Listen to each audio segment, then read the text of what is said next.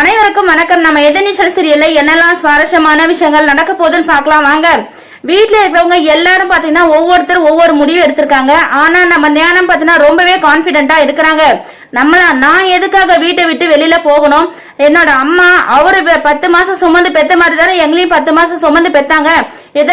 இந்த சொத்துல எங்களுக்கு சரி பாதி பங்கு இருக்கு, அதை நான் விட மாட்டேன் அப்படின்னு சொல்லிட்டு ஞானம் ஒரு பக்கம் சொல்றாங்க.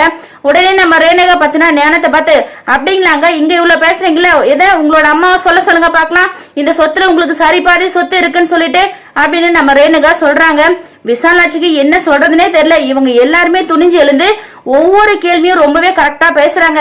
இதுக்கான பதில் நம்ம கிட்ட இல்லையே அப்படின்னு சொல்லிட்டு விசாலாட்சி ரொம்பவே வருத்தப்படுறாங்க.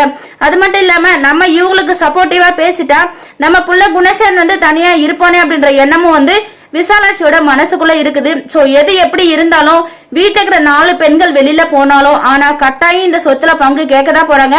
குணசேகரன் சொத்துல பங்கு கொடுக்க போறாங்களா, இல்ல விசாலாட்சி இல்ல இவங்களுக்கும் சரிபாதி பங்கு இருக்கு பெரியவனா, நீ பிரிச்சு கொடுத்துறா அப்படின்னு சொல்லிட்டு சொல்றாங்களா என்னன்னு வரப்போற எபிசோட்ல வெயிட் பண்ணி பார்க்கலாம்.